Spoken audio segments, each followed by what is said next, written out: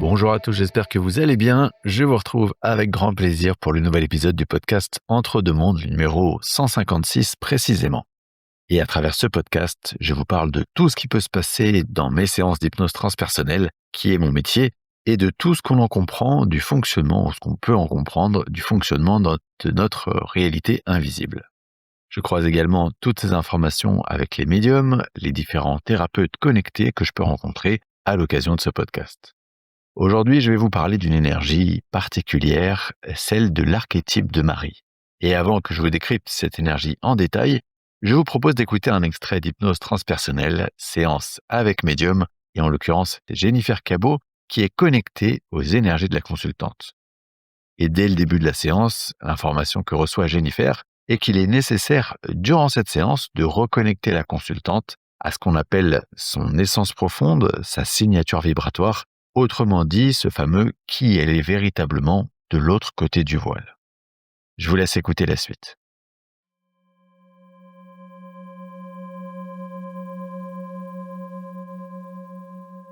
J'ai une autre énergie qui descend. J'ai l'énergie féminine qui descend sur la droite. Une grande énergie, très, très puissante. J'ai l'énergie mariale qui est là, très, très pure. Et elle vient la voir pour lui dire qu'elle a oublié sa pureté, elle a oublié sa puissance. On lui dit qu'elle a oublié que la plus grande puissance, c'était s'exprimer aussi dans la douceur. On lui dit que c'est pas la force physique, le fait de déplacer des montagnes, de casser des portes qui fait qu'on est dans sa puissance. C'est un leurre.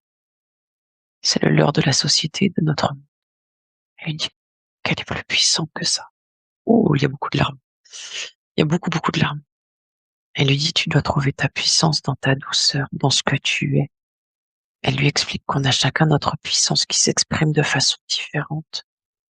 Mais c'est pas parce que c'est différent que c'est plus ou moins puissant. Ouais, il y a quelque chose qui se rallume en elle. Et elle lui dit, regarde ces enfants. Regarde ces parts de toi. Regarde les flammes à l'intérieur, la puissance. Et elle lui dit, ça se retranscrit pas dans un visage, c'est à l'intérieur. Elle lui souffle sur le thymus et sur le cœur. Tu es bien plus aimante que les autres. Elle lui dit, maintenant que tu as reconnecté avec ta force, avance. En fait, elle a réintégré les petites à l'intérieur d'elle. Et elle lui dit, maintenant avance. En quoi c'était nécessaire que cette énergie marielle descende et agisse de la sorte parce qu'elle a dit, parce qu'elle a fait? Parce que c'était important qu'elle reprenne conscience de sa puissance et de qui elle est. Et qu'elle ne doit pas se transformer, essayer d'être autre que ce qu'elle est. C'est comme si là, elle s'était reconnue.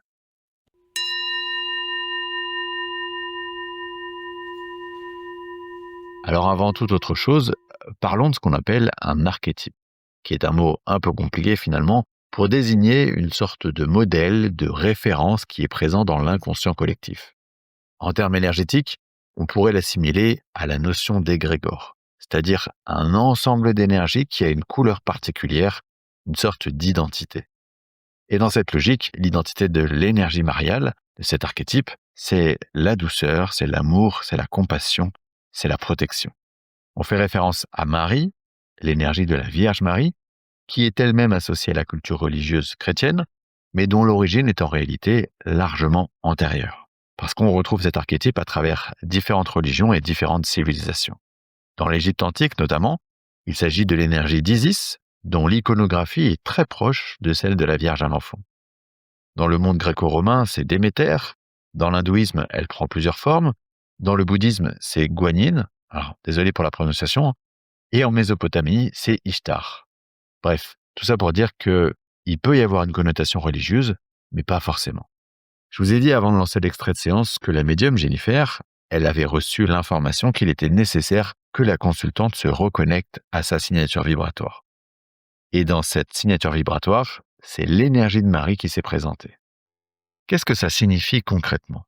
Premièrement, petit rappel concernant ce qu'on appelle la signature vibratoire, on peut l'imaginer comme une sorte de carte d'identité de ce que nous sommes véritablement, notre essence profonde. Et cette essence profonde, c'est notre véritable nature, une fois qu'on a enlevé toutes les couches des rôles que nous jouons, dans les différentes pièces de théâtre que sont les incarnations. Autrement dit, quand on touche du plus près possible à la pureté de notre âme. Dans cette signature vibratoire, il y a des énergies qui nous composent. Et c'est d'ailleurs souvent à travers cette notion qu'on va concevoir les fameux liens d'âme. Par exemple, une âme aura une signature vibratoire en lien avec la sagesse, une autre plutôt en lien avec la connaissance, la création, la transmission. Et donc parfois, certaines âmes sont liées à cette notion d'amour, de douceur, de compassion et de protection, ce qui est l'énergie mariale. Évidemment, quand on s'incarne, les règles du jeu font que on se prend trop au jeu de l'incarnation, du personnage, et qu'on oublie parfois sa nature véritable. Alors qu'en réalité, le propre d'une signature vibratoire, c'est justement qu'elle est toujours en nous, elle nous représente toujours d'une manière ou d'une autre. Reconnecter avec sa signature vibratoire, ici pour la consultante, conscientiser ce lien qui lui est partagé, c'est une manière de se réaligner avec sa fréquence. Et se réaligner avec sa fréquence, c'est toujours amener de la fluidité dans son incarnation, une sorte d'énergie d'action. Il y a quelques années, si j'avais écouté cet extrait et qu'on m'avait indiqué qu'une personne pouvait directement recevoir un message de Marie, ma première réaction, ça aurait été de dire que c'était purement impossible, que, entre guillemets, l'énergie de Marie, ou d'un ange d'ailleurs, d'un archange, ou aussi d'un maître ascensionné, en tout cas, toutes ces énergies, elles avaient largement autre chose à faire que de venir s'exprimer individuellement auprès d'une personne. C'est d'ailleurs ce que m'avait dit une médium, par ailleurs elle-même très connectée. Aujourd'hui, j'ai compris qu'il ne faut pas l'envisager sous l'idée que cette énergie de Marie ou une autre énergie d'ange ou archangélique, ce serait une personne qui viendrait directement parler à un être incarné.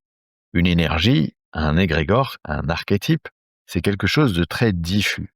C'est pas une entité unique, c'est une vibration. L'archétype de Marie, c'est une énergie qui accompagne et qui peut s'exprimer auprès de nombreuses personnes, sans que ces personnes n'aient à en retirer un quelconque avantage ou privilège. Ce qui est assez particulier avec cette énergie, c'est que quand vous y êtes confronté, c'est une vibration très particulière. C'est difficile à expliquer parce que c'est quelque chose de très intérieur, mais c'est très puissant au niveau du ressenti du cœur. Vous vous sentez littéralement habité d'un amour profond, sans limite.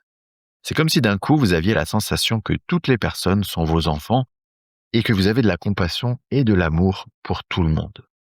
Et c'est drôle parce que, et là je vais vous raconter une anecdote personnelle, dans mon histoire familiale, j'ai reçu une éducation catholique, et moi en tant que bon rebelle, j'ai toujours rejeté quelque chose dans l'église. Et j'ai compris bien plus tard que ce que je rejetais, c'était le dogme. Et pour autant, dès que nous étions en présence de la représentation de Marie, je me sentais bien, je me sentais apaisé, et je pouvais rester des heures. Et cette sensation que je ressentais, ce quelque chose de très intérieur, c'est exactement ce qui se réactive à nouveau pendant ces séances quand l'énergie de Marie se présente. Dans cet extrait, il y a une notion aussi qui est importante, on y parle de puissance. J'aimerais revenir sur ce mot parce qu'il est hyper important. On parle ici de puissance parce que les personnes qui ressentent ce lien avec cette énergie mariale sont effectivement puissantes. Mais rien à voir avec une notion de pouvoir, de domination. Elles sont puissantes parce qu'elles sont habitées de cette capacité à aimer, de cette douceur, de cette compassion, ce qui permet une certaine protection. La question qu'on pourrait peut-être se poser, et pour clore cet épisode, c'est comment je sais ou comment je pourrais savoir si ma signature vibratoire, elle est reliée à Marie. Et comme toujours, je vais vous faire une réponse qui m'arrange. Cette réponse, elle est en vous, dans ce que vous ressentez, dans ce qui vous appelle, votre lien aux personnes, aux enfants, à la maternité, dans la manière dont votre cœur s'exprime et souhaite s'expanser. De manière générale, si cette énergie, elle vous intéresse, si elle vous appelle, ne serait-ce que si déjà le titre de cet épisode vous a évoqué quelque chose, eh bien, il y a probablement déjà des indices. Pour terminer cet épisode, j'ai souhaité solliciter une personne qui, à mon sens, est justement très habitée par cette énergie. Cette personne, c'est Manuela Perret, une thérapeute et formatrice en libération transgénérationnelle, une personne vraiment en or, et elle témoigne pour nous de comment elle vit cette reliance au quotidien. Alors un grand merci à toi Manuela. Je vous rappelle que si vous souhaitez soutenir ce podcast, vous pouvez le faire via le lien Tipeee qui est indiqué dans le détail de l'épisode. Quant à moi, je vous remercie infiniment pour votre fidélité et je vais vous souhaiter un très bel été avec quelques rediffusions à venir pour les épisodes courts et toujours des épisodes inédits en ce qui concerne les interviews. Merci à vous tous, à très vite.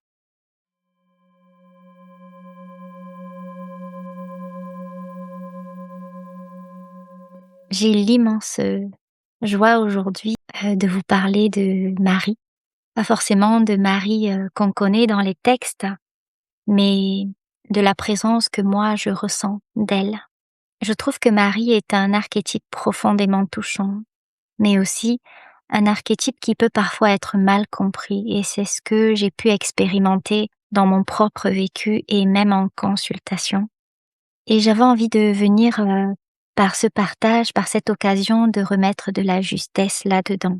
Parce qu'on parle souvent de Marie comme, d'un amour inconditionnel, comme d'une figure, de douceur, de compassion, et c'est vrai, c'est profondément vrai, mais parfois, dans la façon dont c'est transmis, ça peut laisser croire que l'amour c'est tout accepter, que l'amour c'est rester même quand ça fait mal, et ça, c'est quelque chose que j'ai profondément questionné. Parce que moi aussi, pendant longtemps, j'ai eu besoin de preuves. J'avais besoin de comprendre, de vérifier, d'être sûre. C'est encore un petit peu le cas aujourd'hui. Et en même temps, j'avais cette attirance pour cet amour plus grand, plus doux, plus vaste. Mais il y avait une partie de moi qui se demandait, est-ce que ça veut dire que je dois tout accepter? Est-ce que ça veut dire que je dois rester, même quand c'est difficile? Et ce que j'ai compris avec le temps, c'est que Marie ne nous apprend pas à rester dans l'insupportable. Elle nous apprend à ne pas nous quitter nous-mêmes, et ça vraiment, ça change tout. Parce que rester dans l'amour, ce n'est pas, à mon sens, rester dans une situation qui nous détruit, c'est rester relié à son cœur, même quand on choisit de partir. J'ai vraiment envie de le dire ici clairement, parce que l'amour inconditionnel, ce n'est pas de tolérer de la violence, ce n'est pas d'accepter, l'irrespect, ni de se sacrifier. Ça, ce sont souvent les blessures qui parlent. Marie, ce n'est pas ça. Marie, c'est une présence qui aime profondément, sans jamais nous demander de nous abandonner. Aujourd'hui, dans ma vie, Marie, je la vis de façon intérieure. Pas comme une figure extérieure, mais vraiment, je la ressens comme une qualité de présence, une douceur, une stabilité, une façon d'être avec moi-même. Je la ressens dans les moments où je pourrais me juger, et où, à la place, quelque chose en moi s'adoucit. Et dans mes séances transgénérationnelles ou même énergétiques, quand j'accompagne en individuel ou en collectif, il y a vraiment quelque chose de très particulier qui se passe avec cette énergie, parce que Marie, je ne la convoque jamais. Elle vient s'installer naturellement dans des espaces, où on vient toucher quelque chose de très profond.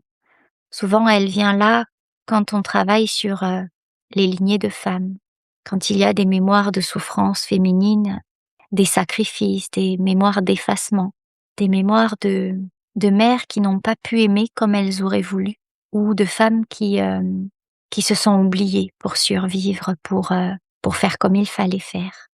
Et là, à ce moment-là, il y a comme une autre qualité qui entre dans la séance. Une douceur, mais une douceur qui là ne vient pas pour fuir quelque chose, une présence qui vient envelopper, qui vient parfois envelopper là où ça a manqué. Et moi j'aime souvent à dire, c'est un peu comme, les bras d'une mère, dans lesquels on va se blottir lorsqu'on s'est fait mal, par exemple. C'est vraiment comme une mère qui dit: «Je suis là maintenant, tout va bien aller». Et ce que j'observe aussi, c'est que ça change complètement la manière dont les libérations se font par la suite. On n'est plus dans quelque chose de brusque, ni de mental. On revient dans une forme de transformation qui se fait par l'accueil, simplement l'accueil, par le fait que, pour la première fois parfois, certaines parts de nous peuvent être vues, sans être jugées, accueillies telles qu'on est. Ça fait profondément du bien. Et c'est profondément réparateur aussi. Dans les libérations transgénérationnelles, par exemple, Marie vient beaucoup soutenir tout ce qui est lié à la blessure de la mère, aux relations mère-fille, aux lignées de femmes qui ont porté du silence, du poids et des non-dits aussi, à tout ce qui est en lien avec les mémoires de culpabilité. Elle intervient aussi pour soutenir ce qui est lié aux femmes qui ont donné sans jamais recevoir. C'est comme si elle venait remettre de la circulation, là où l'amour s'était figé, là où on avait peur de ressentir cet amour-là ou qu'on ne s'autorisait plus à le recevoir. Et dans certaines séances, je ressens presque comme une bascule, comme si la personne ne portait plus seule ce qu'elle avait porté depuis toujours, comme si quelque chose venait dire: «Tu n'as plus à porter ça toute seule». Et à partir de là, la transformation commence vraiment à se faire. Moi, je le perçois vraiment au niveau énergétique.